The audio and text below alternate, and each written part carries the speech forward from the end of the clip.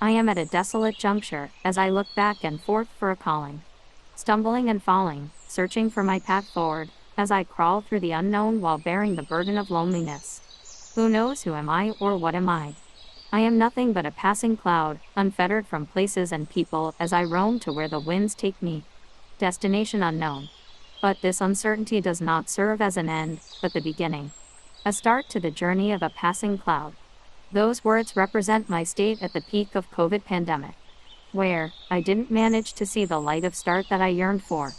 Now, I am beset with a question. What made me start my marathon? Why wasn't my dream buried in the tides of life and time like everyone else? As much time as I have let go. With time, I have gained experience, which broadened my perspective and made me a better person. But it did come with a price tag. A heavy one. After all these years of yearning to fulfill my dream, I am stumped to continue my journey because I lost my purpose. After all, lack of creativity is the graveyard of an artist, and lack of purpose is the graveyard of achievers. So why do I have to do this? Money. Fame. Luxurious life. Through all of which I can only foresee more problems than solace. Spending a moment in silence, I dug up my first piece of work, hoping to find an answer. It wasn't something related to my dream. In fact, it was just a curious case of common cold. 2013, the third year of my bachelor's degree. Times when my wish hadn't manifested into a crazy canine. As my college days went on, I was able to convince my parents to buy me a smartphone and a laptop for educational purposes. My crazy wish went to the back of my head as most of my days were spent watching movies, anime, or other TV series. One day, I caught a cold. A normal occurrence for any other like any other, which will subside with medication. But I have a bit of history with cold. It was during my intermediate college. I used to stay at the college hostel, a place with lack of proper medical attention. I caught a severe cold. It was so bad that my nostrils were blocked for most of the day. I can still recall the time when I tried to sneeze out the mucus and all I got was an engine revving sound. When I tried harder to unclog my nostrils, I got a nosebleed instead. It happened that the micro veins in my nose couldn't take such a load and ruptured. To top it off, I got typhoid as well. Maybe the typhoid was a blessing in disguise, as I was given permission to leave the college premises and seek medical attention. When I went to the doctor, he told me that my cold was just as serious. If neglected, it may have led to asthma or the like. So he prescribed injections that had to be directly administered through veins for 5 days straight.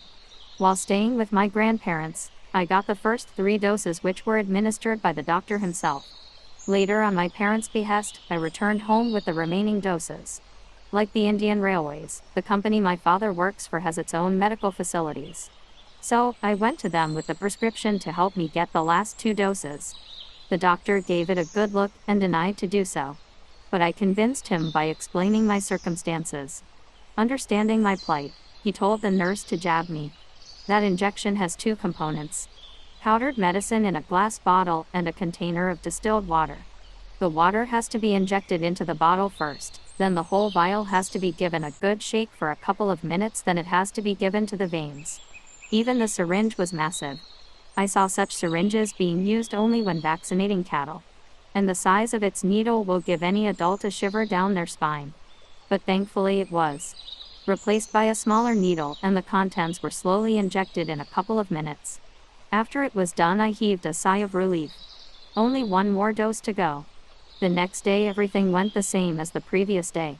Except, the nurse didn't want to change the needle for a smaller one.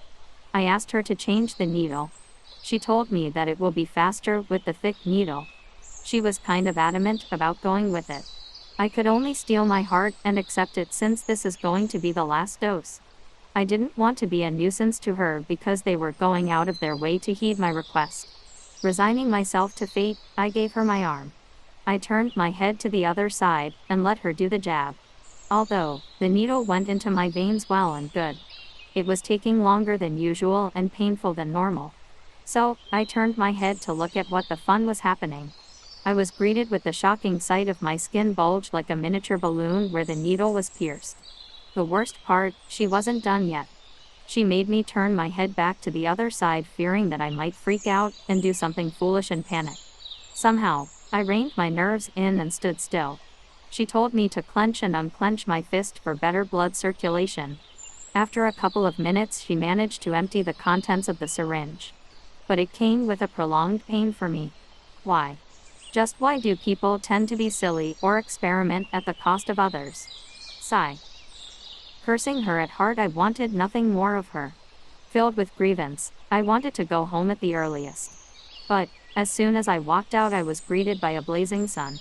I was not bothered, and took a few more steps, and just crossed the main gate. Suddenly, everything started to turn black. It was my first instance of experiencing such a thing. I stood still without moving. Still trying to figure out what was happening, I brought my fingers close to my eyes. I couldn't see them. I couldn't see anything, it was blank but black. In movies, I disdain people fainting over minor issues. Now, being in the same situation, I didn't want to faint. I was too egoistic to fall down. I closed my eyes, blinked them, and found my vision restoring gradually. In a couple of seconds, everything went back to normal. After that jolt, I got it'd be better to rest a little in the hospital first, and then go home. Just as I turned to go back into the hospital, I saw the doctor and staff come running to me. Apparently, someone in the hospital noticed me wobbling at the front gate and alerted everyone. They brought me in and gave me oars. Resting for 10 minutes or so, I went back home. After that day, I made a mental note to myself to have someone with me when visiting a hospital. After all, had I been on bike then, I am not sure what would have been the consequence. In the next couple of years, cold still haunted me often, but it subsided after taking medication. Time went by without an answer for cold. But, back then I didn't have what I have now, a source for information. So I started digging into cold and started observing what is happening with my body. There are special cases where I notice that I get a cold other than because of environmental or natural factors. Firstly, whenever I fail to have enough sleep at night, the next day my nose gets clogged. It also happens when I am exposed to fine dust. Another instance is when I eat spicy food. As per a study, less hours of sleep compromises our immune system. We get a runny nose when we eat spicy food because of capsaicin present in the food. Dust allergy explains the other factor. All these factors share a couple of similarities. They did not take root in our body and they irritate our mucus glands present in our nasal cavity, as it is our body's natural response to expel foreign elements by secreting mucus, which is generated upon irritation. All this data brought me to a ridiculous conclusion. The counter to common cold is breathing. But the catch is that we must breathe through our nose. Let me clear that up. The right course of action in above cases is to sneeze out the mucus when it is generated. But, due to circumstantial reasons, we sniff it back into the nose. Then we involuntarily start to breathe through mouth, else mucus starts rolling out. Because of which the foreign elements aren't being expelled, and the extra mucus in itself causes the mucus glands to irritate more, and we'd have a constant runny nose, which eventually causes some microorganism to take root in our body. Ergo, I have been escalating a small issue with my shoddy response by going against my body's natural reaction. This brings us to a confusing juncture.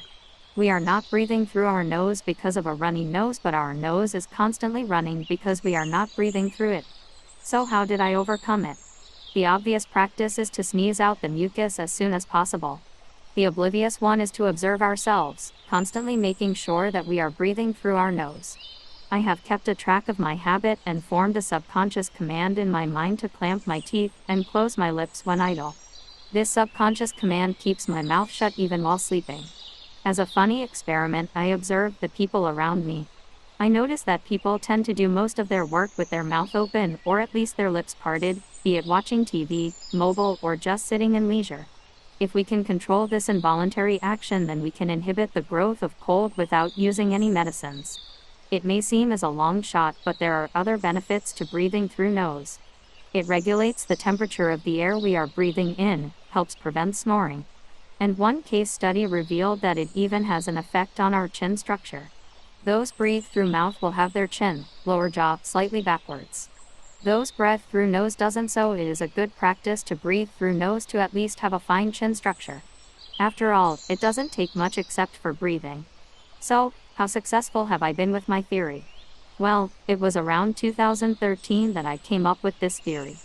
Since then, I have caught cold numerous times, but I hardly took any medicine for it. And I am able to go back to normalcy with the least amount of time. This was my norm, until 2020. In 2020, COVID happened. Everything and everyone went bonkers. As the pandemic subsided towards the year end, our family managed to end the year on a positive note with my siblings' marriage. But it was also when I had a lot to do with little rest. On top of everything, I caught a cold. A persistent one like no other in years. It started with a round of house cleaning. With me being allergic to dust, there was no way around for me from cold. As it was winter, it was like fuel adding to fire. I wanted to get over it on my own like I always did, without medication. Days passed, my cold was not too severe, but it won't leave me. I had an earful from my father for not taking the medication. Eventually, I had to give in and take medicine. I didn't want others to freak out in benefit of doubt regarding COVID. It was all for naught, as cold stuck to me like gum to chew. One day, cold took it to the next level. When I retired to bed, I was hardly able to breathe. Although I was taking mouthfuls of air, I felt the lack of oxygen. I was afraid that it was a symptom of COVID. I immediately checked my temperature and oxygen levels, which were normal. But that didn't give me any reprieve as I was gasping for breath. That day, I felt the fear of death through asphyxiation. It was a terrible experience. It took a lot from me to calm down even after taking the medicine, and let the day pass.